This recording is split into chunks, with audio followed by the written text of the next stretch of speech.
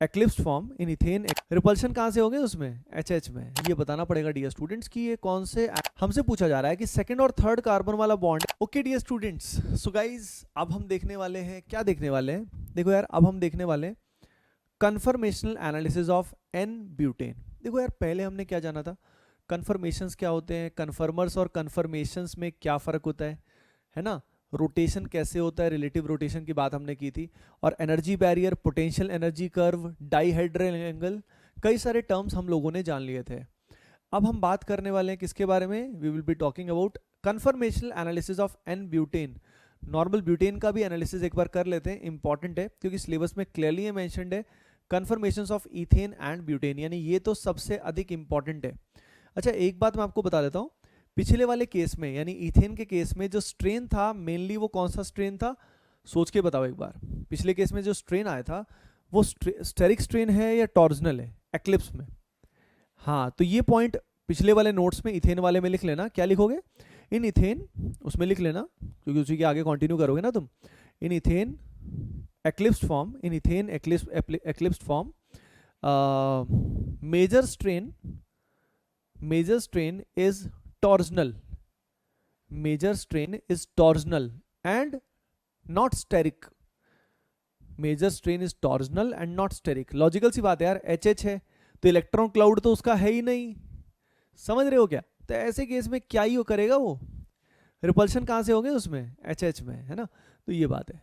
तो steric repulsion या van der Waals का तो बात ही नहीं है।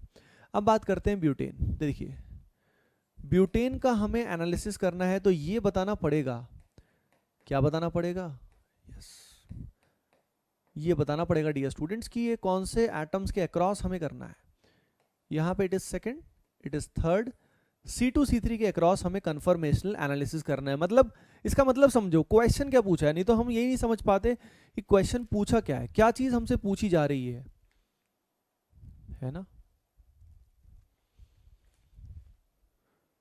तो देखिए यहां पे हमसे क्या पूछा जा रहा है, हमसे पूछा जा रहा है कि सेकंड और थर्ड कार्बन वाला बॉन्ड है उसके अक्रॉस जब हम रोटेशन करेंगे तो एनर्जी के क्या क्या बदलाव आएंगे। सिंपल बात ये है, what will be the energy changes, उसका हमें क्या बनाना है, उसका हमें एक रफ पोटेंशियल एनर्जी कर्व बनाना है। क्या बनाना है, पोटेंशियल एनर्जी कर्व, और उसके रोटेशनल बैरियर के बारे में भी हमें सोचना है, we have to think about it as well. ठीक है, तो देखो सबसे पहले अगर हमें ये पता लग गया, जैसे हमें पता लग गया कि ये 2 है ये 3 है, 2 3 के हिसाब से करना है, यानी हमने किसी एक को फ्रंट मान लेना है, दूसरे को बैक मान लेना है।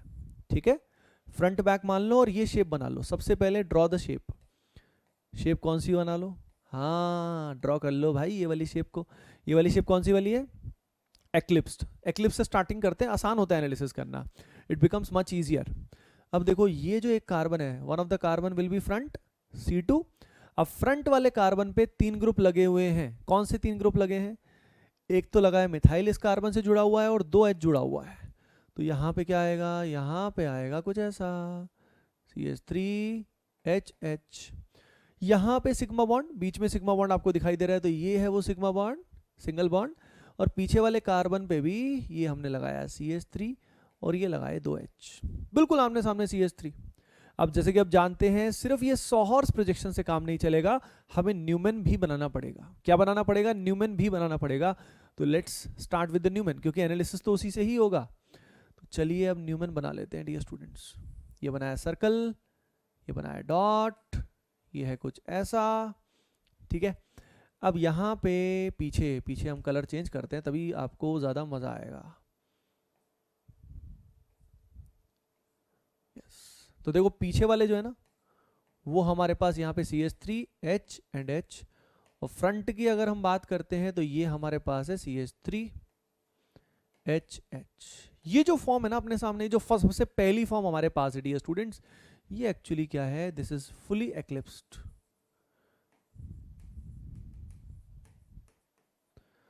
क्या है ये, this is fully eclipsed form. As you can see कि भाई यहाँ पे फ्रंट का भी सबसे बड़ा ग्रुप और पीछे का भी सबसे बड़ा ग्रुप जो है क्या है, एक दूसरे को ओवरलैप कर रहे हैं। और अगर इसमें चेक करो dihedral angle, nothing is mentioned, तो डायहेड्रल एंगल में हम क्या लेते हैं, फ्रंट का सबसे बड़ा ग्रुप और बैक का सबसे बड़ा ग्रुप हमने लिया, तो इन दोनों के बीच में एंगल कितना आ रहा है, 0 आ रहा है। क्या आ रहा है, 0 आ रहा है। Is it clear to you. तो भाई इसके बेसिस पे शुरू में डायहेड्रल एंगल 0 है। अब हमने क्या किया, अब हम रोटेशन चालू करेंगे। रोटेशन करने के लिए आपको पता है कितने एंगल से रोटेट किया जाता है, बोलो भाई बोलो। 60 डिग्री से रोटेट करते हैं, क्लॉकवाइज भी कर सकते हो, एंटी क्लॉकवाइज भी। Now what you can do, अब इसके बाद जब इसको तुम बनाओगे तो फ्रंट तो सेम रहेगा लेकिन बैक रोटेशन हो जाएगा। बैक वाले में रोटेशन होके क्या बनेगा डियर स्टूडेंट्स, देखिए ये आ जाएगी शेप, है ना। यानी पहले एक्लिप्स्ड है तो अगला शेप कैसा आएगा, स्टैगर्ड आएगा। कैसा आएगा, स्टैगर्ड आएगा।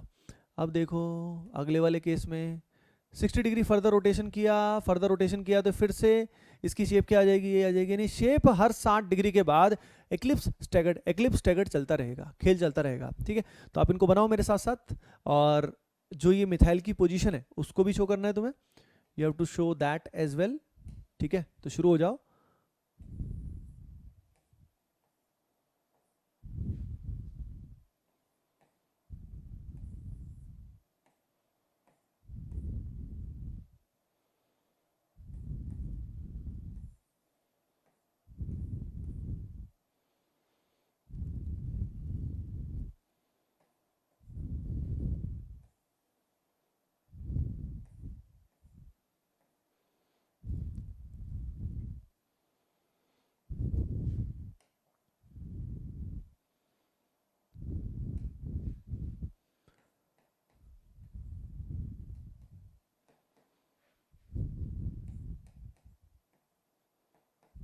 सबसे पहले मैं सारे के सारे फ्रंट, क्योंकि फ्रंट को हमने सेम रखा है, बैक को हम चेंज कर रहे हैं, है ना। मतलब बैक को चेंज क्या कर रहे हैं, बैक को रोटेट कर रहे हैं।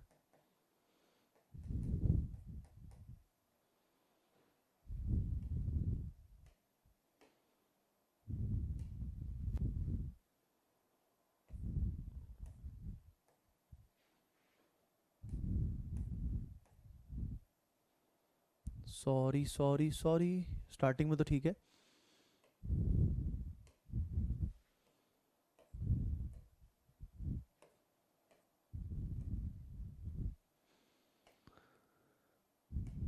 ए जिंदगी गले लगा ले, अब इसमें बस यही दिक्कत आती है कि अब ये पहले लगा दिया ना तो इसके बाद उसको एक्लिप्स में दिखाना मुश्किल हो जाएगा, पर चलो कोई दिक्कत नहीं है। इसको छोटा दिखा देते हैं, ऐसे छोटू।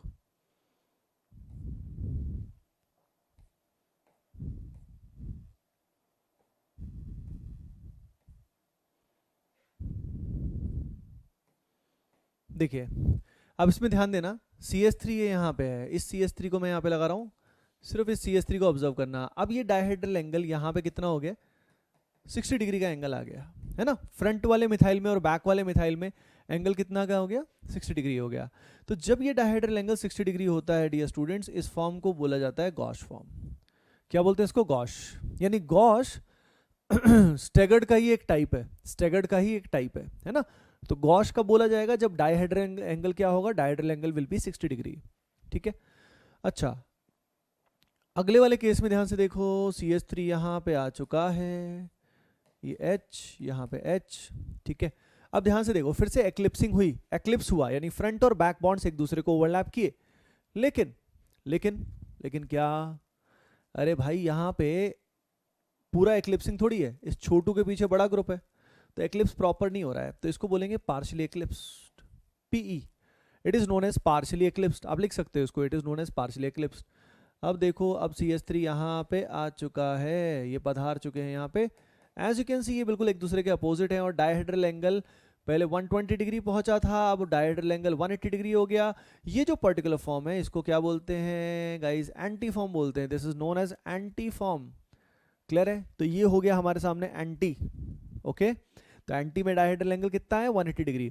तो एक बात मैं आपको बता देता हूँ सभी को कि भाई नॉर्मली अगर स्टैगर्ड दिया है और बताया नहीं है कि कौन सा है, तो हम एज्यूम करते हैं एंटी, ठीक है। तो स्टैगर्ड टर्म, वैसे तो गॉश भी एक स्टैगर्ड का ही टाइप है, स्टैगर्ड इज अ शेप, लेकिन अगर कुछ मेंशन नहीं है तो conventionally normally what we have observed, यहाँ पे क्या यूज होगा, एंटी माना जाएगा, मान लेना उसको।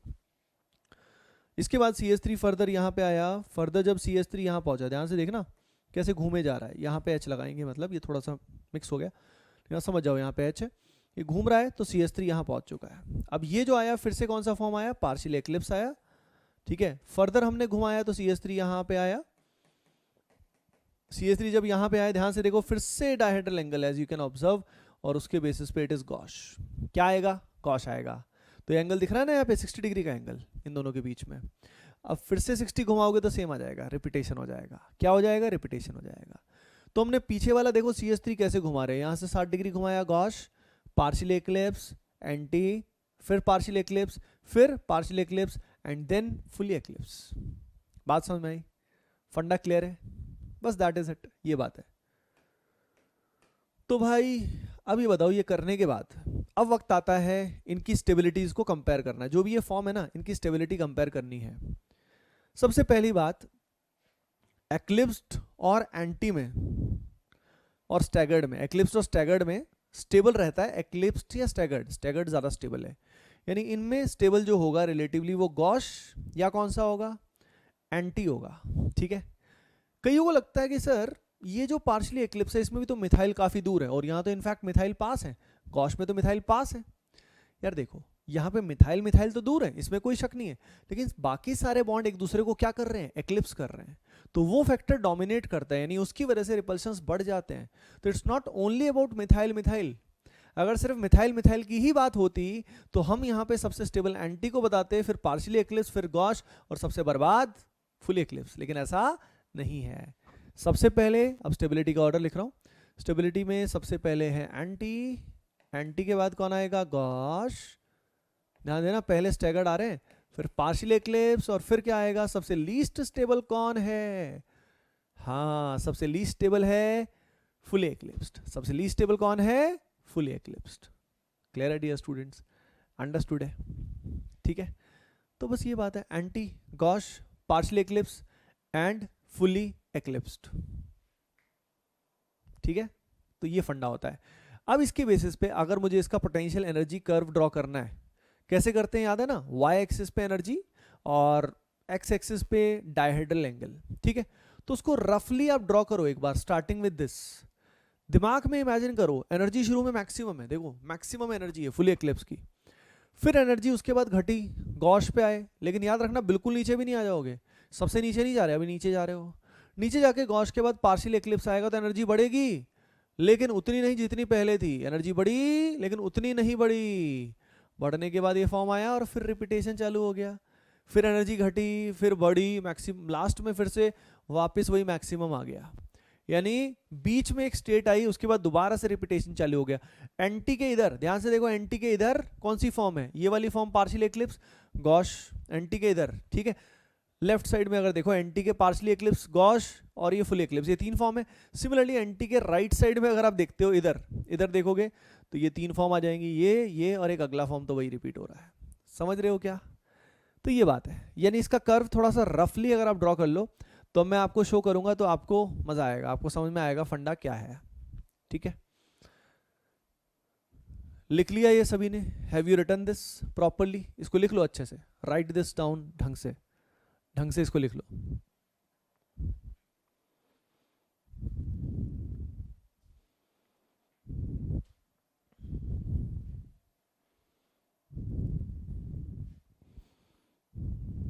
ठीक है, डन, क्लियर है, ओके। अब देखो, अब हम बात करते हैं अगली क्या, पोटेंशियल एनर्जी कर्व वाली बात करते हैं।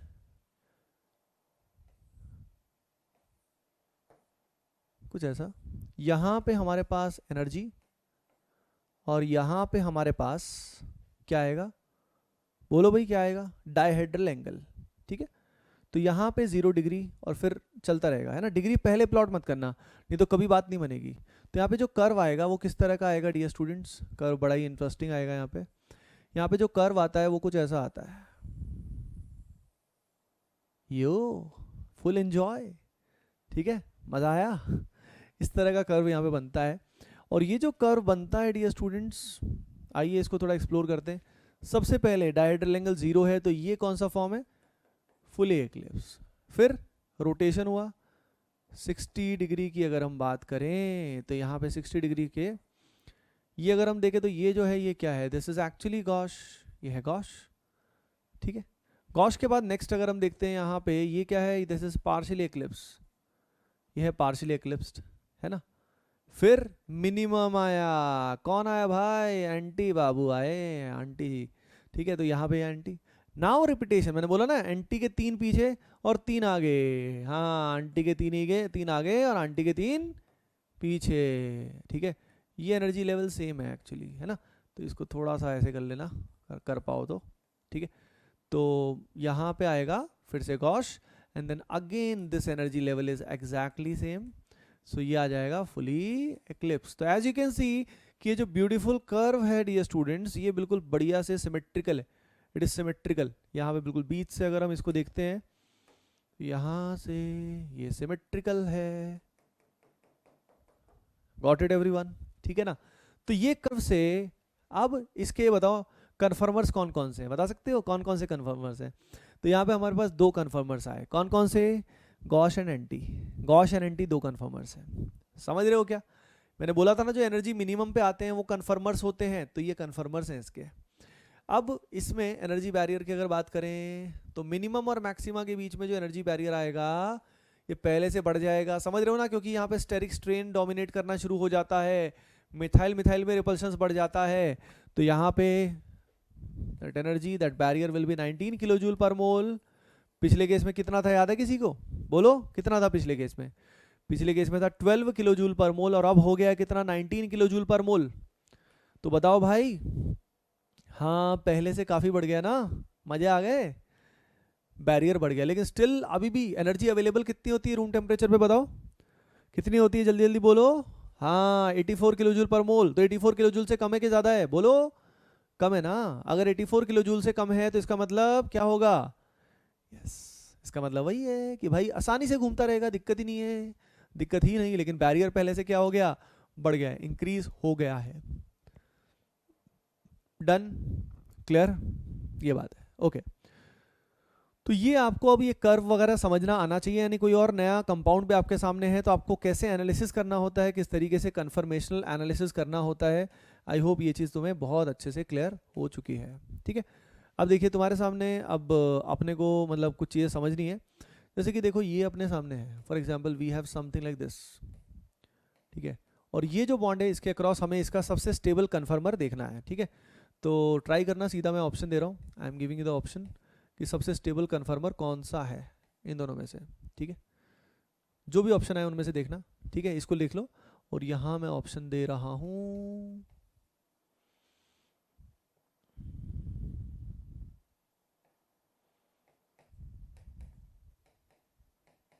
तो ये ऑप्शन है,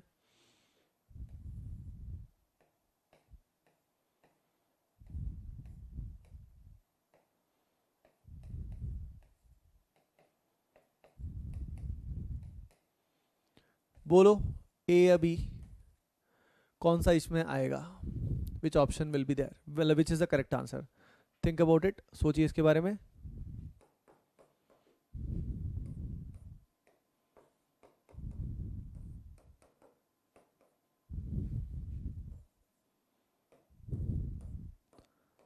ठीक है, फिर यही चीज़ अपने को नेक्स्ट वाले में देखना है, यही चीज़ अपने को नेक्स्ट वाले एग्जाम्पल में देखना है।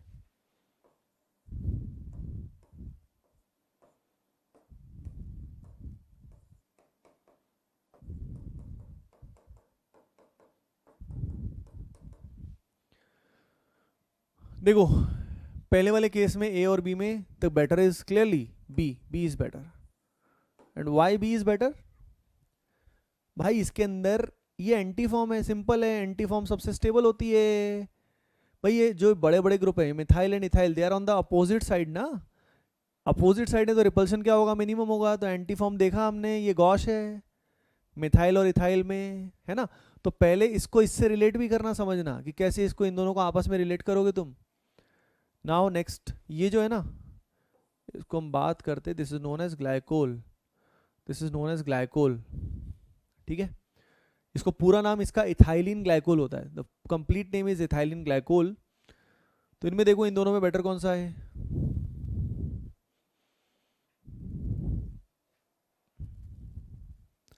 Yes this is better, this is better, क्योंकि यहाँ पे H और O के बीच में क्या होगा, हाँ एच बॉन्डिंग होगी भाई। समझ रहे हो? तो गॉश और एंटी में गॉश तभी ज्यादा स्टेबल होगा जब यहाँ पे इंट्रामोलिकुलर एच बॉन्डिंग हो जाए। समझ रहे हो क्या? तो इसीलिए ये एंटी वाले से बेटर हो गया, नहीं तो यहाँ पे रिपल्शंस होते, पर अब रिपल्शंस की बजाय अट्रैक्शन हो गया, नफरत प्यार में तब्दील हो गई, तो बात ही खेल ही चेंज हो गया, कहानी चेंज हो गई। तो लिख लेना gosh is more stable then anti in case of intramolecular H bonding. Gosh is more stable then anti in case of intramolecular H bonding. Intramolecular H bonding के केस में ऐसा होगा, ऐसा होगा। ठीक है भाई, क्लियर है फंडा? ठीक है, इतनी सी बात है ना? तो यहाँ पे आपको आई थिंक फर्दर एनालिसिस कैसे करते हैं वो अपने को पता लग गया होगा। अब जैसे देखो यहाँ पे अगर मतलब कभी भी आपको चेक करना है ना कि एच बॉन्डिंग होगी या नहीं होगी, तो उसमें एच बॉन्डिंग तुम्हें पता होनी चाहिए कि एच बॉन्डिंग कब कब होती है, कब कब नहीं होती। अब जिसको इंट्रामोलिकुलर एच बॉन्डिंग नहीं पता है कि कब होती है कब नहीं होती, तो बता देता हूँ। एच बॉन्डिंग वही हाइड्रोजन कर सकता है, एच बॉन्डिंग वही हाइड्रोजन कर सकता है जो फ्लोरीन ऑक्सीजन या नाइट्रोजन से कनेक्टेड हो। किससे कनेक्टेड हो? फ्लोरीन ऑक्सीजन या नाइट्रोजन से। एज यू कैन सी ये जो छोटू है ये इस क्राइटेरिया को सेटिस्फाई करता है, ये तो ओ से कनेक्टेड है।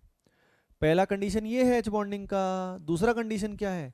दूसरा कंडीशन ये है कि भाई एक तो एच खुद भी उससे जुड़ा होना चाहिए, उसके बाद ये जो एच है ये बॉन्डिंग भी किससे करेगा? FON से ही करेगा, फोन से ही करेगा। समझ रहे हो ना? याद रखना भी आसान है, फोन से तो आजकल सभी लोग कनेक्टेड है, नॉर्मली मेजॉरिटी, है ना? तो यहाँ पे एच जो छोटू एलिजिबल है एच बॉन्डिंग के लिए, that H must be directly attach to fluorine oxygen और नाइट्रोजन। लेकिन एज यू कुड सी कि यहाँ पे किस तरीके से हमने क्या क्या किया। Got it everyone? ठीक है, तो एच बॉन्डिंग यहाँ पे होगी, ये बात है। डन? चलिए फिर बस इतनी सी बात है ना? तो यहाँ पे आप समझ चुके हो कि भाई कन्फर्मेशंस को किस तरीके से हम लोगों को करना होता है, how to do these conformational analysis. Got it everyone? ठीक है, so that is it for today. आज का बस यही एनालिसिस था। और एंटी और गॉश में नॉर्मली एंटी स्टेबल होता है, लेकिन गॉश तब स्टेबल होता है जब एच बॉन्डिंग वाला केस आ जाता है, then gauche is more stable. That is it. क्या देखने वाले हैं आज के सेशन में? Conformational isomerism in cyclic compounds. Basically cyclic compounds में कन्फर्मेशंस का क्या मतलब होता है, तो थोड़ा थोड़ा मैं आपको बताऊंगा। थोड़ा थोड़ा क्यों बताऊंगा, काफी बताऊंगा। देखो कुछ बातें मैं आपके साथ शेयर करना चाहता हूं। जैसे कि सबसे पहली बात, अगर हम रिंग्स की बात करें तो रिंग्स को हम नॉर्मली कैसे बनाते थे आपको याद होगा, हमने GOC में भी देखा था। जैसे कि रिंग को ऐसे बना दिया, रिंग को हमने ऐसे बना दिया, ठीक है, और रिंग को हमने ऐसे बना दिया। अब आप सभी याद करो, इसमें एक बेयर्स एंगल स्ट्रेन थ्योरी की बात की थी हमने, बेयर एंगल स्ट्रेन थ्योरी। और उस सब के हिसाब से हमने रिंग साइज देखा था कि सबसे स्टेबल होता है 6 वाला बेस्ट होता है ना? उसमें हमने देखा था कि एक एजम्पशन थी जो गलत भी थी। उसमें एज्यूम किया था कि सारे के सारे ये प्लेनर होंगे, यानी इसका एंगल 120 डिग्री माना गया था, पर होता नहीं है। यहाँ पे एंगल 109 के आसपास माना गया था, 108 माना गया था, पर वो नहीं है। तो असल में इनकी 3D शेप्स होती हैं, सबकी कुछ ना कुछ 3D शेप्स होती हैं, इसकी कुछ होती है, इसकी कुछ होती है। जैसे कि अगर इसकी बात करें तो ये जो है ना, ये प्लेनर ही होता है, ये प्लेनर ही होता है। Cyclopropane is planar. लेकिन अब एक बात मैं आपके साथ शेयर कर देता हूँ साथ साथ, कि जब ये यहाँ पे जब ओवरलैपिंग होती है ना ऑर्बिटल्स की, तो ओवरलैपिंग के बारे में थोड़ी सी बात करते हैं। वो ओवरलैपिंग सीधा, ये लाइन का मतलब क्या है, ओवरलैपिंग इसी लाइन के अलॉन्ग होनी चाहिए ऑर्बिटल्स में, पर ऐसा होता नहीं है। ओवरलैपिंग थोड़ा सा एंगल पे होती है, एक एंगल पे ओवरलैपिंग होती है और बॉन्ड बनता है। सिमिलरली यहाँ पे भी थोड़ा एंगल पे ओवरलैपिंग होती है और ये बॉन्ड बनता है, थोड़ा एंगल पे ओवरलैपिंग होती है और इस तरीके से बॉन्ड बनता है। ठीक है, ऐसा क्यों होता है? ऐसा इसलिए होता है ताकि अब यहाँ पे क्या हो जाए, हाँ, यहाँ पे जो एंगल 60 डिग्री है उससे एडिशनल एंगल भी ध्यान से देखो हमें थोड़ा मिल गया, ये एंगल थोड़ा सा एक्स्ट्रा, थोड़ा एंगल यहाँ पे एक्स्ट्रा मिल गया। इसकी वजह से क्या हो गया, थोड़ा स्ट्रेन कम हो गया। नहीं तो 3 मेंबर्ड रिंग वैसे भी हाईली स्ट्रेन्ड होती है, लेकिन एग्जिस्ट तो करती है। तो भाई इतना हाई स्ट्रेन होने के बावजूद वो एग्जिस्ट कैसे किया? क्योंकि यहाँ पे बॉन्ड जो है वो सीधे ना होके थोड़े टेढ़े बनाना शेप में बनते हैं। यानी अगर मैं इसके इलेक्ट्रॉन क्लाउड्स को दिखाऊं, इसका इलेक्ट्रॉन क्लाउड दिखाऊं आप सभी को डियर स्टूडेंट्स, तो यहाँ पे हम सीधा इलेक्ट्रॉन क्लाउड्स को इस तरीके से समझ सकते हैं। 3 पॉइंट लिए होगा प्लेनर ही, सारे के सारे जो एटम्स हैं, carbon atoms, all the carbon atoms will lie on the this board, ये जो बोर्ड है आपके सामने डिजिटल बोर्ड, यहाँ पे लाई करेंगे। तो यहाँ पे जो शेप होगी वो कुछ ऐसी होगी इलेक्ट्रॉन क्लाउड्स की, ठीक है, हाँ इस तरह की शेप, बनाना शेप है ना। तो दिखाने को ऐसे दिखा देते हैं बट असल में इलेक्ट्रॉन क्लाउड कुछ इस तरह का होगा।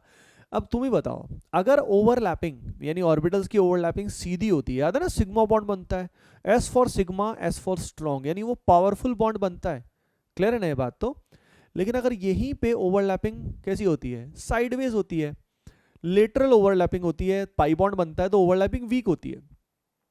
तो यहाँ पे भी ओवरलैपिंग वीक है क्योंकि ओवरलैपिंग सीधा ना होके थोड़ा टेढ़ा हो गई, बना तो सिग्मा बॉन्ड ही, लेकिन still it's not a strong sigma bond.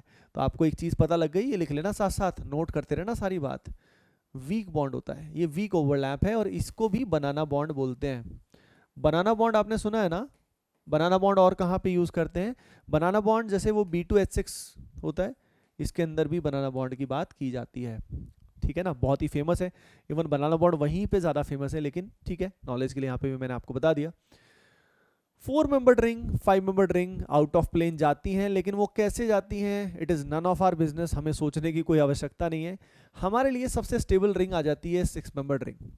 6 membered ring को जैसे दिखाया जाता है, अगर हम ऊपर से रिंग को देखें यानी एक पर्टिकुलर एंगल से देखें तो सारे एटम सेम प्लेन में लगेंगे, लेकिन होंगे नहीं, हो नहीं सकते ना, क्योंकि जब रिंग का साइज ज्यादा होता है, जैसे रिंग का साइज 6 है, 7 है, 8 है, तो रिंग जो होती है असल में नॉन प्लेनर होती है। वो क्या होती है, नॉन प्लेनर, ठीक है।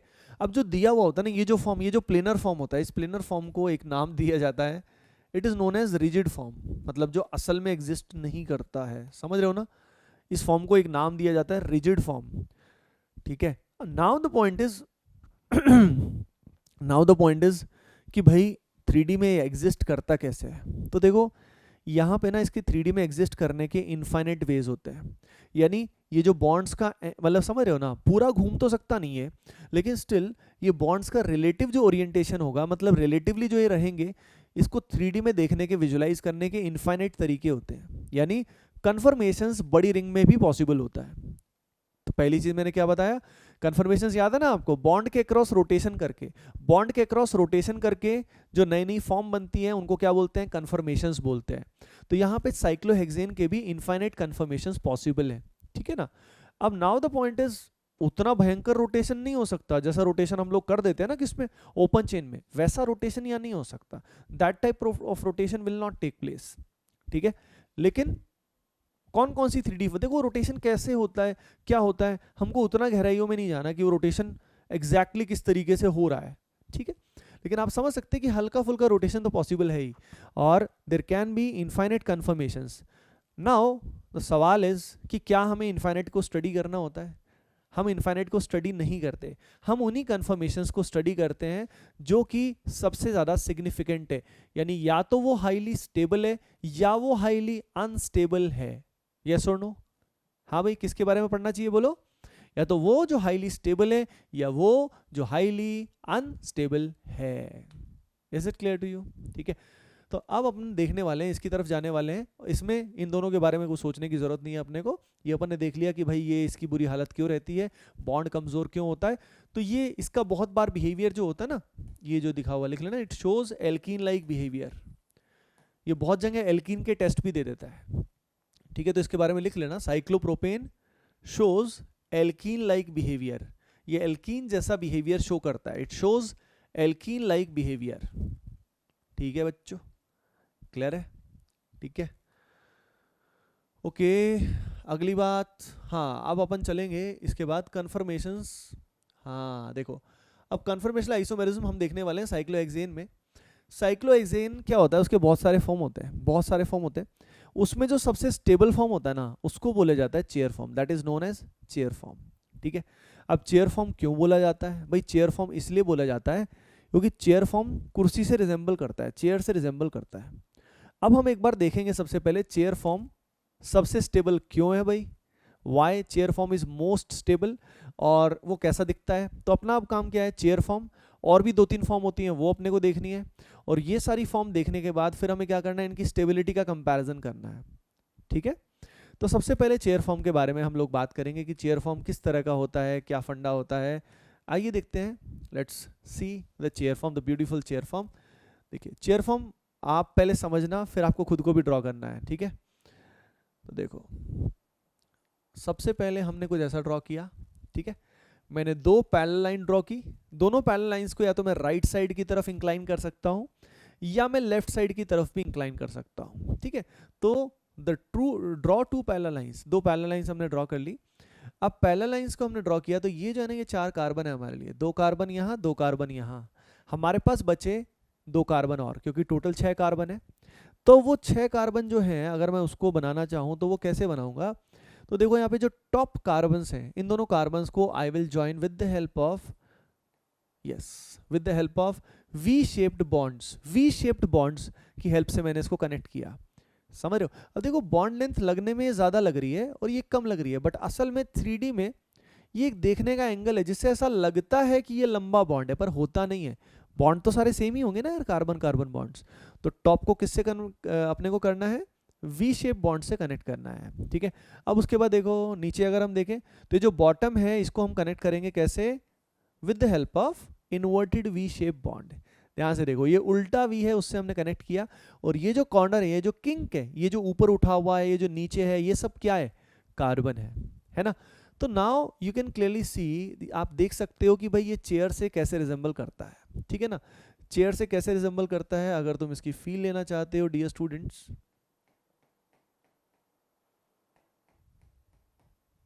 ठीक है ना, यू कैन क्लियरली सी कि किस तरह की चेयर है ना। फुल एंजॉय, समझ गए ना। गोवा में होती है ना जो चेयर, उस तरह की चेयर की बात है यहाँ पे, है ना। गोवा में और भी बहुत जगह बीच प्रॉपर्टीज में या पुल के आसपास जो लगी होती है, उस तरह का माहौल है ये। क्लियर है सभी को? ओके, तो मैं हटाना पड़ेगा मुझे इसे, नहीं तो कई स्टूडेंट्स ज़्यादा ही गहराई में इमेजिनेशन करने लग जाएंगे। तो उन भटकती आत्माओं के लिए मैंने इसको हटा दिया है। लेकिन आई थिंक तुम्हें चेयर फॉर्म का पता तो लग गया कि भाई चेयर फॉर्म जो है ना वो है क्या, what is this chair form.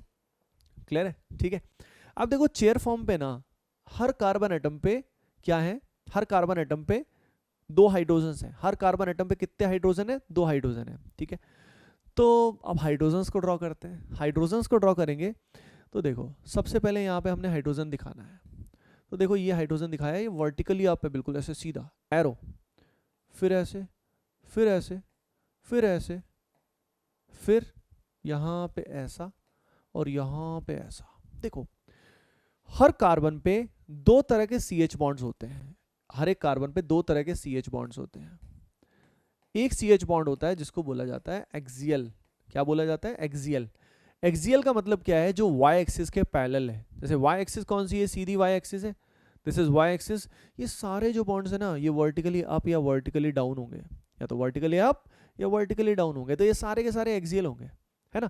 अगली पहचान क्या है, अगली पहचान है कि जो एक्सियल बॉन्ड्स है ना, ये ऑल्टरनेट क्या बोलूं, सक्सेसिवली अप एंड डाउन है। यानी पहले एक अप है तो अगला डाउन है, एक अप है तो एक डाउन है। यानी कोई भी एक सही से पता लग गया तो बाकी सब हो जाएंगे, है ना। तो इसके बारे में लिख लेना। एक तो CH बॉन्ड एक्सियल होते हैं, 2 type of CH bonds, axial and equatorial. Axial and equatorial, समझ रहे हो ना। तो CH बॉन्ड में अगर हम बात करें तो CH बॉन्ड 2 तरह के होते हैं। एक तो होते हैं एक्सियल, एक होते हैं हमारे सामने इक्वेटोरियल। क्लियर है? डन है? ठीक है, तो एक्सियल का तो आपने देख लिया, एक्सिस के पैरेलल। इक्वेटोरियल कैसे होते हैं? इक्वेटोरियल एक्चुअली इंक्लाइंड होते हैं, टेढ़े मेढ़े होते हैं, लेकिन आपको खुद को ड्रॉ करने तो आएंगे नहीं। बस जो भी इंक्लाइंड बॉन्ड्स हैं वो हमारे क्या हो जाएंगे, इक्वेटोरियल। जैसे मैं यहाँ पे इक्वेटोरियल बॉन्ड्स बनाता हूँ आप सभी के सामने, देखिए ध्यान से। इक्वेटोरियल बॉन्ड यहाँ पे ऑब्जर्व करना, उनको मैं ऐसे दिखाऊंगा डॉट से, just observe the equatorial bonds. ये सारे इंक्लाइंड होते हैं, ठीक है। तो इक्वेटोरियल को लिख लेना, दे आर इंक्लाइंड। ध्यान से देखो, ये कुछ ऐसा, ठीक है।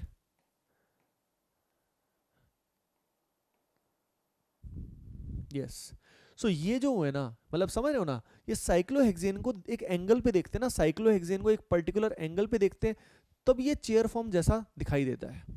इसी को पकड़ के अगर मैंने बाहर रख दिया और एक टॉप व्यू देखा, इसको ऊपर से देखा तो ये प्लेनर दिखाई देगा, लगेगा कि प्लेनर है, जैसे कि पिछले केस में था, दिख रहा है ना तुम्हें, ये सारे के सारे सेम ऊपर, ये इसका टॉप व्यू है एक तरह से, ये इसी का चेयर फॉर्म का टॉप व्यू है डियर स्टूडेंट्स। इसी को टॉप से अगर देखेंगे ना तो ये सारे के सारे जो एटम्स है ना, सारे के सारे एटम्स, ये समझ रहे हो आप कैसे दिखाई देंगे, ठीक है। तो चेयर फॉर्म इमेजिन करना तो आसान ही है, ये जो बॉन्ड्स हैं पीछे की तरफ लाई कर रहे हैं और ये बॉन्ड्स आगे की तरफ लाई कर रहे हैं, वही जैसे चेयर जो वो कुर्सी होती है उस तरह की, लेटने वाली, एंजॉय करने वाली, आप उसको देख के समझ ही सकते हो। तो दो तरह के बॉन्ड्स आपने देखे, एक्सियल एंड इक्वेटोरियल। और भी गहरी बातें इसके अंदर होती हैं कि इक्वेटोरियल बॉन्ड जो इंक्लाइंड है असल में इसकी डायरेक्शन क्या होगी, तो थोड़ा ऑब्जर्व करते हैं। देखो बस ये नॉलेज के लिए बता रहा हूँ, आपको कहीं ड्रॉ तो करना नहीं है, तो चिल है, आपको बस समझना है। यानी आप देखते ही पहचान जाना कि भाई एक्सियल है इक्वेटोरियल है। अगर आपको कभी मतलब जरूरत पड़े तो आपको मतलब पता होना चाहिए कि एक्सियल इक्वेटोरियल, ठीक है। तो देखो सिंपल शब्दों में बता रहा हूं आपको, यहां पे अगर तुम ऑब्जर्व करो तो ये देखो, इस बॉन्ड को देखो, इस बॉन्ड को देखो एंड इस बॉन्ड को देखो। अगर आप ध्यान से देखोगे तो यहाँ पे ये वाला इक्वेटोरियल बॉन्ड, ये वाला बॉन्ड और ये वाला bond, all of them are parallel to each other, सारे एक दूसरे के पैरेलल हैं। यानी इसमें एक पूरा एक मतलब फील नहीं आ रही कि तुम्हें एक मतलब प्रॉपर एक सिस्टम है इसमें, ऐसा नहीं कि कुछ भी रैंडमली हो रखा है, प्रॉपर तरीका है इसका, ठीक है ना। इसको बनाने का, ड्रॉ करने का पूरा मेथड होता है। तो यहाँ पे जो डायरेक्शन है ना कि इधर जाएगा या इधर जाएगा, हर एक का रीजन होता है। रिपल्शंस को मिनिमाइज करने के लिए ऐसा होता है, रिपल्शंस को मिनिमाइज करने के लिए ऐसा होता है, ठीक है। तो फंडा क्या होता है कि जो ये इक्वेटोरियल बॉन्ड होता है ना, each equatorial bond is parallel to the ring bond, each equatorial bond is parallel to the ring bond after counting 2 atoms. हर एक इक्वेटोरियल बॉन्ड क्या करता है, रिंग के बॉन्ड के पैरेलल होता है 2 एटम्स काउंट करने के बाद। जैसे कि यहाँ पे अगर हम देखें तो ये पहला atom, this is the second atom, और सेकंड एटम करने के बाद फिर यहाँ पे क्या आ गया, रिंग का बॉन्ड आ गया, उसके ये पैरेलल आया। सिमिलरली काउंटिंग यहीं से स्टार्ट करनी है, यहाँ पे पहला एटम ऊपर गए तो दूसरा, और फिर रिंग का जो बॉन्ड आया उसके पैरेलल है। समझ रहे हो क्या? तो each equatorial bond is parallel to the ring bond after counting 2 atoms. कहीं पे भी किसी के लिए भी ऑब्जर्व कर लो, आपको ये क्लियर हो जाएगा। जैसे एक और ऑब्जर्वेशन देखेंगे तो मजा आएगा। जैसे यहाँ पे देखो, इस वाले को देखें, इस वाले को अगर हम देखें, ऐसे बना रहा हूँ, तो ये पहला एटम, ये दूसरा एटम, हाँ यहाँ पे देखो, इधर जाओ 1 2, इसको देखो। तो इस तरीके से you will be able to completely visualize कि भाई पूरा जो खेल है बहुत सोच समझ के है। और यहाँ पे डिजिटल बोर्ड की हेल्प से हम बहुत इजीली डिफरेंट कलर्स से अच्छे से रिप्रेजेंट कर पा रहे हैं कि कौन से एटम कहाँ कहाँ पे हैं, ठीक है। तो मैं दोबारा से आपको अब याद दिलाता हूँ कि भाई खेल क्या है। खेल ऐसा है कि जो चेयर फॉर्म है ये हाइड्रोजन्स को दिखा दिया, लेकिन हमेशा हाइड्रोजन्स को दिखाने की कोई ज़रूरत नहीं होती। आप सिंपली चेयर फॉर्म मजे से ऐसे बनाओ, ये बनाया 2 ऐसे, ठीक है, छोटा भी बना सकते हो, ये हमने ऐसे बनाया और ये हमने ऐसे बनाया, सिंपल, ठीक है। अगर हम ऑब्जर्व करें, पहले वाला जो V था, ये जो V था पहले वाला, इसमें LHS ग्रेटर देन RHS है ऊपर वाले केस में, और नीचे में RHS राइट हैंड साइड वाला इससे ज्यादा है दिखने में, असल में नहीं है। असल में कैसा होगा वो भी हम देखेंगे, पर पहले ऐसा समझना बहुत जरूरी है, और आई होप तुमने साथ साथ जरूर बना लिया होगा, ठीक है। बात समझ में आई? साथ साथ बनाना जरूरी है ये सब कुछ, कैसे क्या क्या है। तो ये बात लिख लेना, ईच इक्वेटोरियल बॉन्ड, लिखो, each equatorial bond is parallel to the ring bond, each equatorial bond is parallel to the ring bond after counting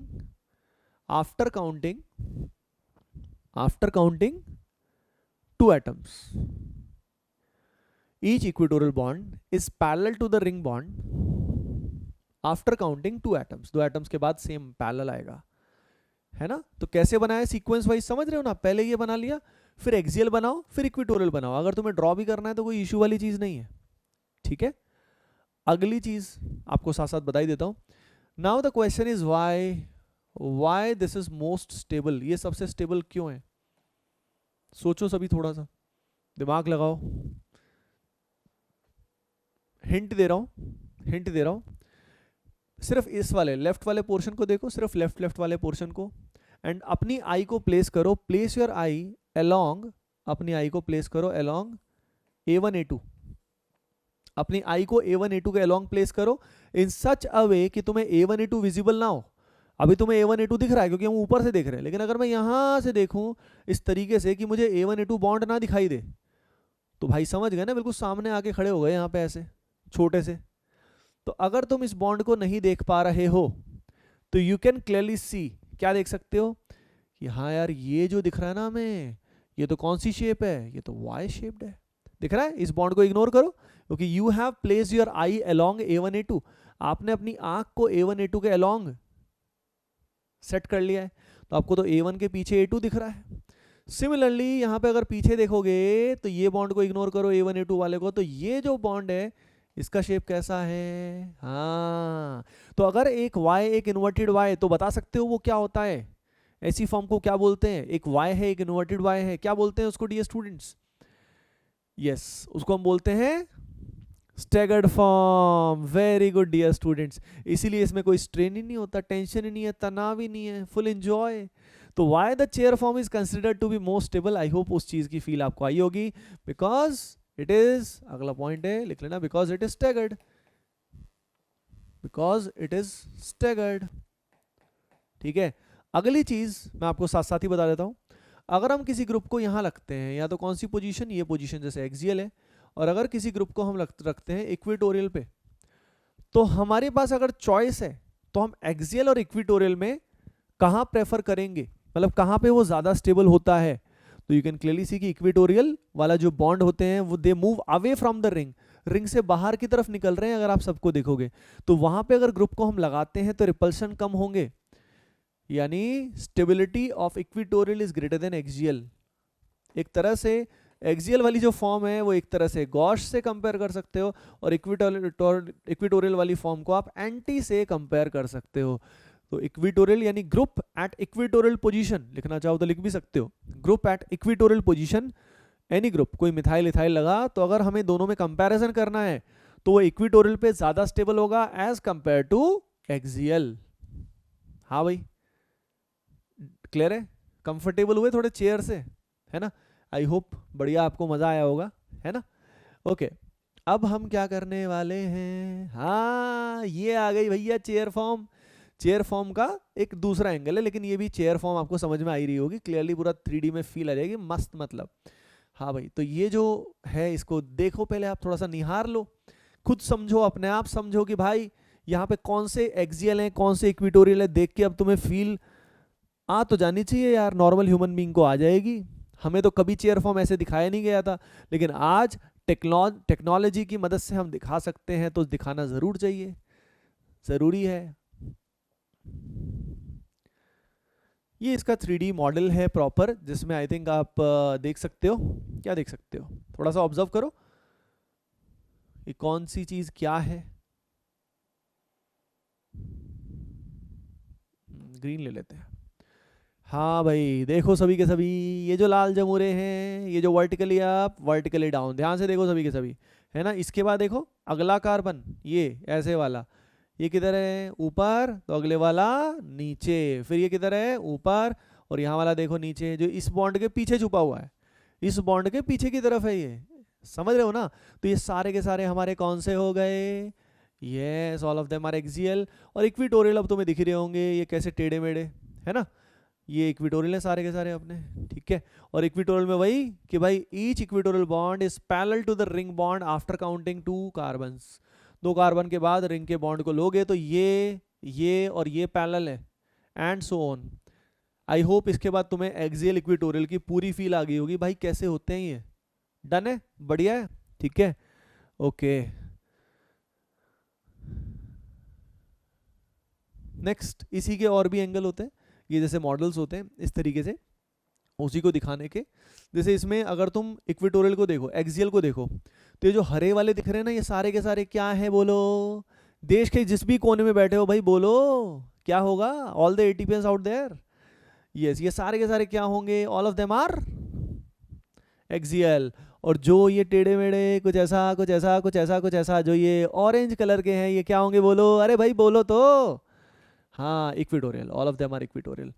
उसी को देखने का ये एक और नज़रिया है जिससे और फंडा क्लियर हो सकता है, ठीक है। लेकिन शुरू में अगर मैं दिखा देता तो मैं समझ में नहीं आता, इसीलिए मैं क्या करता हूँ कि पहले समझा देता हूँ और फिर मैं इसको शो करता हूं कि भाई ये है क्या। ठीक है, तो चेयर फॉर्म इसकी मल्टीपल फॉर्म्स में सबसे अधिक स्टेबल होता है। ठीक है, चलिए अब ये देख लिया आपने, देखते रहना है तो देखते रहना बाद में भी, है ना। Okay, next, yes dear students, अब देखो एक और फॉर्म होता है, उस फॉर्म को बोलते हैं बोट फॉर्म। क्या बोलते हैं उसको? Boat form. ठीक है, अगर बोट फॉर्म की बात करें तो बोट फॉर्म को इस तरीके से रिप्रेजेंट किया जाता है, मैं यहाँ रिप्रेजेंट कर ही देता हूँ साथ साथ। Boat form is represented in this manner, इस तरीके से बोट फॉर्म को रिप्रेजेंट किया जाता है, क्योंकि वो बोट से मिलता जुलता है। ध्यान से देखो, ये बोट से मिलता जुलता है, और यहाँ पे एटम्स लग जाते हैं। मैं आपको क्लियरली बताऊँ तो यहाँ पे एटम लग जाता है, जैसे यहाँ पे H है इस तरीके से, और यहाँ पे H है। ठीक है, अब ये बिल्कुल आमने सामने पॉइंट आउट करते हैं एक दूसरे को, है ना। तो यहाँ पे थोड़ा एक्लिप्सिंग हो जाता है, मतलब थोड़े जो एटम्स हैं वो आपस में एक्लिप्स करने लग जाते हैं, तो इसकी स्टेबिलिटी चेयर से कम होती है, चेयर से कम होती है। ठीक है, तो यहाँ पे ये फॉर्म बोट क्यों है आपको दिख ही रहा है साफ साफ, भाई बोट से रिजेंबल कर रहा है, it is resembling the boat. And ये जो इनके बीच में रिपल्शंस हैं, ये जो पहला कार्बन है और फोर्थ कार्बन में, इनमें जो H है, इन पे जो रिपल्शन होता है, इन रिपल्शंस को नाम दिया जाता है, लिख लेना भाई इसको, कभी देखते रह जाओ बस डायग्राम्स को। फ्लैगपोल रिपल्शन, फ्लैगपोल रिपल्शन बोलते हैं इसको। फ्लैगपोल क्यों बोलते हैं भाई? क्योंकि यहाँ पे बोट पे इधर कॉर्नर पे नॉर्मली क्या लगा होता है, एक पोल लगा होता है, उस पोल पे फ्लैग लगा होता है ना। बहुत बार छोटी बोट्स पे खासकर ऐसा होता है कि यहाँ पे फ्लैग लगा देते हैं, विंड बैलेंसिंग वगैरह के लिए भी लगा देते हैं, लेकिन स्टाइल के लिए भी लगा देते हैं, साइन के लिए। तो इसको फ्लैग पोल पोजीशन बोलते हैं। तो पहला कार्बन और चौथा नंबरिंग के हिसाब से अगर देखोगे तो लिख लेना C1 and C4, C1 and C4, C1 and C4। ठीक है, हाँ, C1 and C4 are flagpole position, ये फ्लैगपोल पोजीशन है। ये हाइड्रोजन जो है ये फ्लैगपोल हाइड्रोजन है, और इनके बीच में जो रिपल्शन है वो फ्लैगपोल रिपल्शन बोलते हैं उसको, that is known as flagpole repulsion. ठीक है, अब उसी का ये 3D फॉर्म है, उसी का 3D फॉर्म है।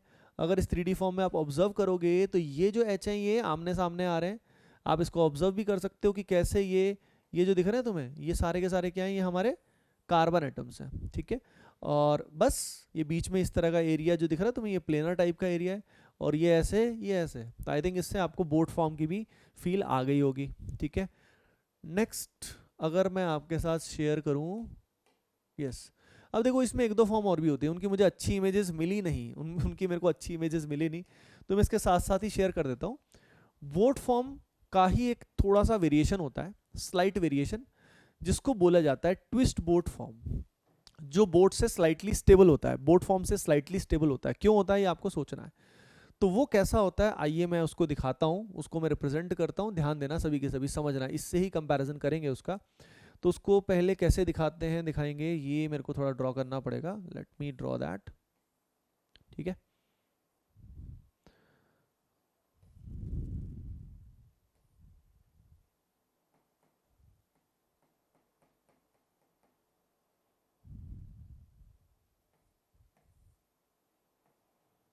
देखो यहाँ पे इसको इससे कंपेयर करोगे आप, इसको इससे कंपेयर करोगे।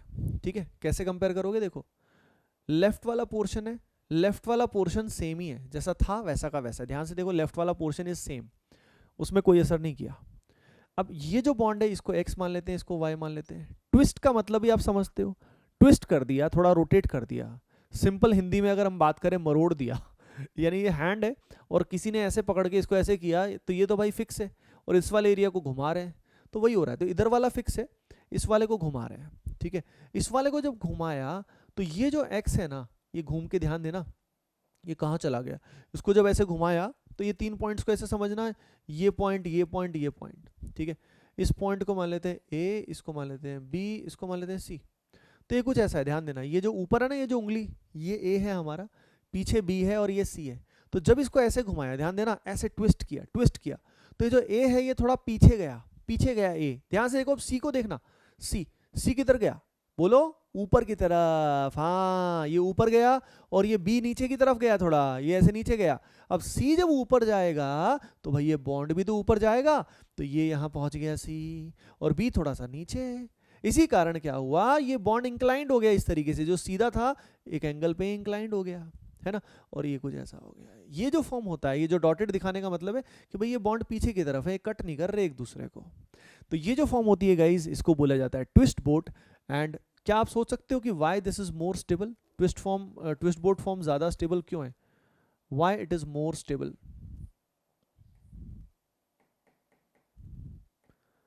बोट से ज्यादा स्टेबल क्यों है? क्योंकि भाई उसमें फ्लैगपोल रिपल्शंस नहीं है। रीजन लिख लेना, because of no flagpole repulsions. Flagpole repulsions नहीं होते हैं, ठीक है, because of no flagpole repulsions. अच्छा, इसी को ऑफन इस तरीके से रिप्रेजेंट कर देते हैं, ये दिख रहा है तुम्हें इस तरीके से। इनफैक्ट बुक्स में बहुत बार सीधा ऐसे दिखा देते हैं, ये डॉटेड भी नहीं दिखाते, सीधा ऐसे। तो स्टूडेंट को ऐसे तो समझ ही नहीं आएगा, लेकिन अब क्या करें, उनको स्टूडेंट से मतलब थोड़ी होता है, ठीक है। तो इसी को ऑफन ऐसे रिप्रेजेंट किया जाता है, लेकिन इसको इससे कंपेयर करोगे तो I think it will be much easier for you to understand, ठीक है। एक और फॉर्म इनमें होता है, that particular form is known as, yes, that form is known as half chair form.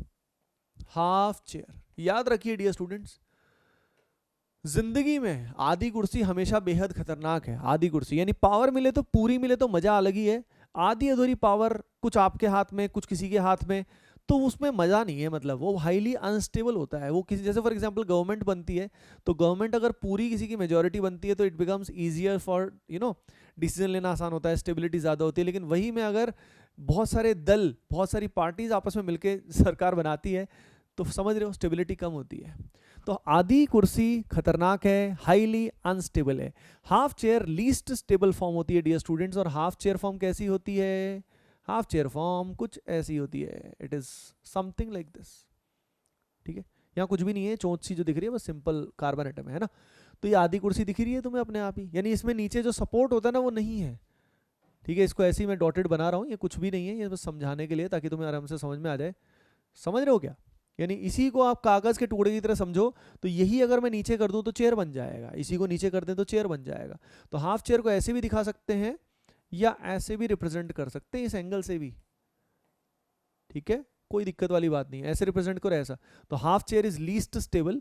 अब ये लीस्ट स्टेबल क्यों है? क्योंकि सारे तरह के स्ट्रेन मल्टीपल तरह के होते हैं। एंगल स्ट्रेन, वॉन्डरवॉल स्ट्रेन, ठीक है, torsional strain, all the strain combined, ये हाफ चेयर जो होता है लीस्ट स्टेबल होता है। आप में से कई स्टूडेंट सोच रहे होंगे सर बोट हमें लग रहा था, लेकिन आप समझ रहे हो हमारे लगने से काम नहीं होता है, क्योंकि स्ट्रेन सारे फैक्टर्स हैं। और एग्जैक्ट 3D में कैसा है, मतलब 3D में in the sense proper bond wise कितना एक्लिप्सिंग है नहीं है, वो हम देख के नहीं बता सकते।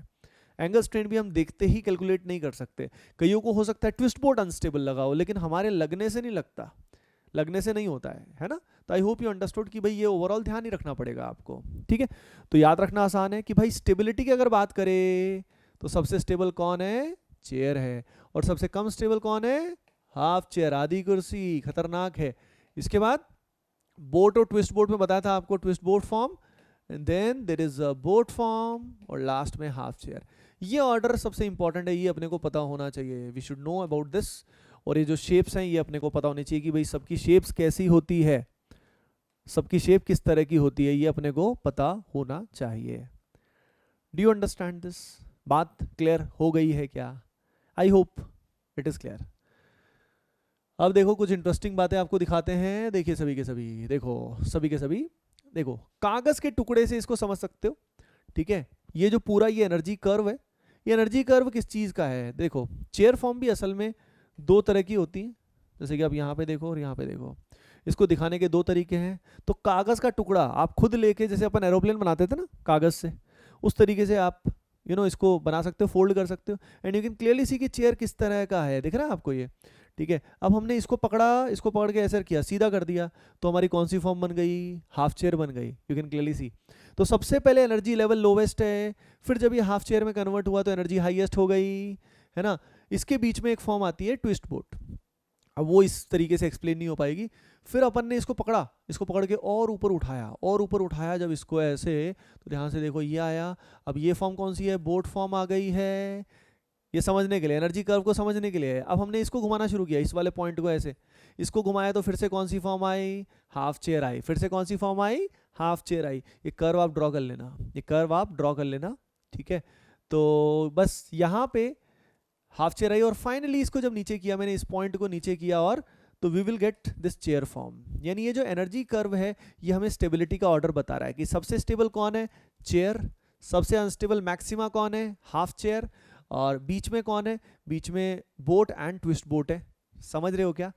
तो इस तरीके से। और यहाँ एनर्जी बैरियर की जो वैल्यू है, ये छोटे बैरियर्स जो बैरियर हैं ये इनकी वैल्यू दी हुई है। यहाँ से पूरा मेन ओवरऑल बैरियर है कितना, यस 12.1 किलो कैलोरी पर मोल। देखो यार इसमें थोड़ा थोड़ा वेरिएशन होता है इस डेटा में, कई जगह 10.8 किलो कैलोरी भी दिया हुआ है। समझ रहे हो क्या? लेकिन बात ये है कि ये डिफरेंट कंडीशंस में होता है, थोड़ा थोड़ा वेरी करता है, ठीक है? तो डोंट वरी। लेकिन समझ रहे हो ना, रूम टेम्परेचर पे एनर्जी कितनी अवेलेबल होती है? रूम टेम्परेचर पे एनर्जी अवेलेबल होती है कितना, हाँ 84 किलो जूल पर मोल। तो अभी भी यानी ये जो प्रोसेस है ना, ये कन्वर्जन वाला ये होता रहता है। यानी जो साइक्लोहेक्सेन भी होता है ना, वो साइक्लोहेक्सेन हमेशा की हमेशा चेयर फॉर्म में नहीं रहता, वो बीच बीच में रोटेशन करके कभी हाफ चेयर कभी ट्विस्ट बोट, इन सब में कन्वर्ट होता रहता है। I hope it is clear to you. और अगर हम बात करें इन सब के मोल फ्रैक्शन की, तो मोल फ्रैक्शन सबसे ज्यादा किसका होगा? हाँ भाई चेयर का होगा। यानी जो काम वहां एंटी ने किया, स्टैगर्ड ने किया, वो काम कौन कर रहा है? यहाँ पे चेयर कर रहा है। समझ रहे हो? तो जैसे वहां एंटी का नॉर्मली एंटी, कभी कभी गॉश, लेकिन नॉर्मली जो है एंटी का काम चेयर ने किया, तो चेयर फॉर्म जैसे मोस्ट स्टेबल है जैसे वहां एंटी था, ठीक है? उसके अलावा ट्विस्ट बोट सेकंड नंबर पे है, तो वहां पे मोल फ्रैक्शन जैसे यहाँ पे ट्विस्ट बोट है, तो वहां पे नॉर्मली कौन होता है? गॉश होता है। क्या होता है? गॉश होता है। उसी तरीके से बाकी सबके मोल फ्रैक्शंस को अपन इग्नोर कर सकते हैं। जैसे ट्विस्ट बोट के अलावा बाकी boat, half chair, you can ignore the mole fraction, इनके मोल फ्रैक्शन को इग्नोर कर सकते हो, ठीक है? मोल फ्रैक्शन तो अपने को पता होना ही चाहिए। यानी हम यहाँ पे एक चीज समझ सकते हैं कि mole fraction of chair plus mole fraction of twist boat is equal to, almost equal to 1। बाकी सबको नेग्लेक्ट कर दिया। और दूसरा एक इक्वेशन लिख लेना यहाँ पे, mole fraction of anti plus mole fraction of gauche is equal to 1। ये दोनों equations please write them down, इनको जरूर लिख लीजिएगा। क्लियर है भाई सभी को? ठीक है।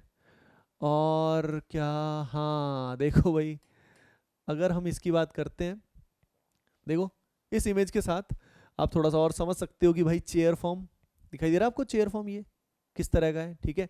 और ये देखो भैया, ठीक है ना, हॉलीडेज चल रही हैं, फुल एंजॉय चल रहा है, और ये बोटिंग चल रही है इधर, है ना? बोट फॉर्म, चेयर फॉर्म, कि आई थिंक इससे बढ़िया फील आपको मतलब आ ही नहीं सकती, आई गई होगी।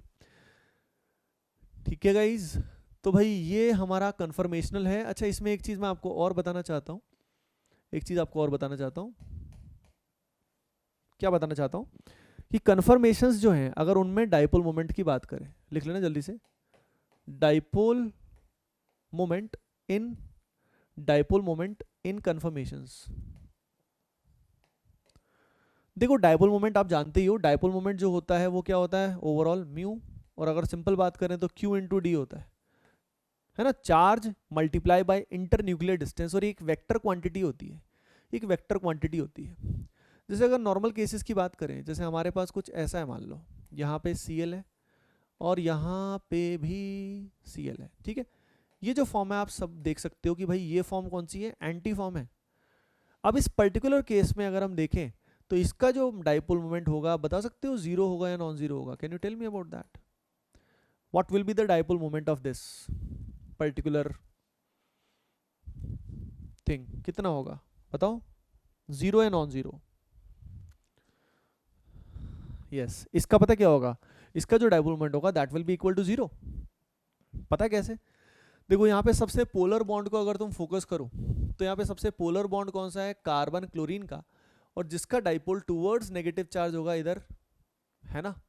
और अगर आप पीछे वाले कार्बन और क्लोरीन का देखोगे तो उसका डाइपोल आएगा इधर, और दोनों bond dipoles, individual bond dipoles, they will cancel out each other, और यहाँ पे mu anti will be equal to zero. लेकिन अगर यहीं पे Cl और एक कुछ और होता, फ्लोरीन होता या कुछ और ग्रुप होता, तो यहाँ पे म्यू जो होता that will be non zero, लेकिन यहाँ पे it is equal to zero. चलो अब अगली बात करते हैं, let's move on to the next one. देखो अगर हम यहाँ पे बात करते हैं, मान लो इसमें बात करते हैं गॉश फॉर्म, यहाँ पे मान लो हमने लगाया Cl, यहाँ पे लगाया Cl, ठीक है? अब ध्यान से देखो, ये जो है इसका अगर म्यू गॉश का निकाले हैं तो that will be equal to zero या नॉन जीरो? सोचो सभी के सभी, दिमाग लगाओ, जल्दी से दिमाग लगाओ। बोलो भाई क्या होगा? Yes, that will be non zero, क्योंकि यहाँ पे जो डाइपोल्स हैं, इंडिविजुअल बॉन्ड डाइपोल्स जो हैं वो एक दूसरे को कैंसिल आउट नहीं कर पाएंगे। सेम डायरेक्शन में आ रहे हैं ना, तो कैंसिल आउट कैसे करेंगे? तो यहाँ पे म्यू नॉन जीरो होगा। यानी अगर मैं बात करूं, अगर मान लो इस तरह का केस है, अगर इस तरह का केस है, तो अगर मैं ओवरऑल डाइपोल मोमेंट की बात करूं, म्यू सॉल्यूशन की बात करूं, तो सॉल्यूशन का डाइपोल मोमेंट सिर्फ और सिर्फ किस पे डिपेंड करेगा डियर स्टूडेंट्स? सिर्फ और सिर्फ गॉश पे डिपेंड करेगा। इसमें ये इक्वेशन ध्यान रखना, म्यू सॉल्यूशन सिर्फ और सिर्फ गॉश पे, क्योंकि जो एंटी है, एंटी में क्या हो रहा है, उसका म्यू जीरो आ रहा है, यानी एंटी की वजह से कोई कंट्रीब्यूशन आ ही नहीं सकता। जहां तक एक्लिप्सिंग की बात है, एक्लिप्स का क्या होता है, मोल फ्रैक्शन नेग्लिजिबल होता है। एक्लिप्स अनस्टेबल होता है तो उसका मोल फ्रैक्शन नेग्लिजिबल है, यानी वो भी कंट्रीब्यूट नहीं करेगा। यानी अगर इस तरह का केस है तो ऐसे केस में mu solution will be dependent on the gosh form, वो गॉश फॉर्म पे डिपेंडेंट होगा। तो दो इक्वेशन मैंने बता दी थी, एक पहले भी बताई थी, मोल fraction of gosh plus mole fraction of anti, या इसको स्टैगर्ड भी बोलते हैं, इज इक्वल टू 1। ये दोनों इक्वेशंस का आप यूज कर सकते हो। और यहाँ पे जो मैंने लिखा mu solution is equal to mu gauche, ये म्यू गॉश क्या है? याद रखिए, ये म्यू गॉश वो पर्टिकुलर वैल्यू है, ये म्यू गॉश वो पर्टिकुलर वैल्यू है जो वैसे तो क्वेश्चन में आपको गिवन होगी, या हो सकता है म्यू सॉल्यूशन गिवन हो, पर ये वैल्यू म्यू सॉल्यूशन के इक्वल होता जब मोल फ्रैक्शन ऑफ गॉश 1 होता। यानी अगर सॉल्यूशन में पूरा का पूरा मोल फ्रैक्शन गॉश का होता, मान लो इसकी वैल्यू 1 होती, उस समय जो सॉल्यूशन का डाइपोल मोमेंट आता वो होता है म्यू जी। यानी म्यू जी क्या है?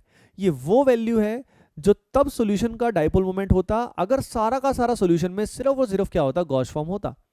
लेकिन गॉश फॉर्म की वैल्यू मान लो कितनी होगी, 0.4 वैल्यू आएगी, 0.3 वैल्यू आएगी, तो उसी बेसिस पे सॉल्यूशन का डाइपोल मोमेंट भी कॉरस्पॉन्डिंगली क्या हो जाएगा, कम हो जाएगा ना, है ना। तो ये वैल्यू हमें क्या बताती है, ये वैल्यू नॉर्मली गिवन होगी, डोंट वरी अबाउट दिस। तो इसकी हेल्प से एक क्वेश्चन आया था बहुत पहले, जेई एडवांस्ड में आया था, ठीक है, और बाकी एग्जाम्स में भी होने को आ सकता है, नीट में भी, मेंस में भी, क्योंकि काफ़ी चीज़ें उसी से इंस्पायर होके आती हैं। तो ये डाइपोल मोमेंट का कंसेप्ट भी जो हमने इसमें देखा वो सभी को क्लियर होना चाहिए। Clear everyone? So guys, I hope आपको ये पर्टिकुलर लेक्चर जो है ये बहुत ही अच्छा लगा होगा, ठीक है ना। और हाफ चेयर क्या रहता है, बोट, चेयर फॉर्म, इन सब की 3D फील आपको ज़रूर आई होगी, ठीक है। और बस इतनी सी बात है।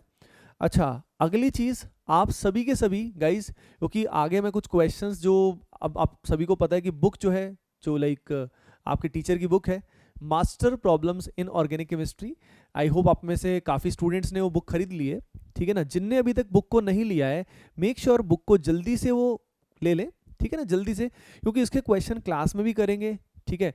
और मतलब कई क्वेश्चन मैं आपको दे भी दिया करूंगा, है ना, और उसके सॉल्यूशंस अपनी ऐप में फ्री ऑफ कॉस्ट अवेलेबल है ही हैं, ठीक है। तो पॉइंट इज दैट उसको ज़रूर ले लें, क्योंकि उससे कुछ अच्छे अच्छे क्वेश्चंस मैं आपको बीच बीच में दिया करूंगा। एंड गाइज, एक चीज़ और है, मैं अभी आज बता ही देता हूँ कि अमेजोन पे या फ्लिपकार्ट जहाँ से भी आप लेते हो, रिव्यू प्लीज़ देना, ठीक है ना, और उसका फीडबैक ज़रूर देना। आई होप आपको काफ़ी अच्छी भी लगी होगी। ओके गाइज, सो बस that is it for the day. And बस आपको DPPs वगैरह जल्दी मिलेंगी, don't worry about that. And जो भी मिले आप उसको करना शुरू कर देना, ठीक है। नेक्स्ट शीट आपको मिलेगी आइसोमेरिज्म की, उसके अलावा DPP आपको कौन सी मिलेगी, हाँ, ये जो भी आइसोमेरिज्म के बाद वाले पार्ट है उनकी मिलेगी। ओके गाइज, सो अच्छे से पढ़ाई करते रहो बस आप, ठीक है, रिलैक्स होके एंजॉय द जर्नी गाइज, है ना। जो जी चीज़ है उनको समझो, बढ़िया से अच्छे से समझो। Okay, okay, bye.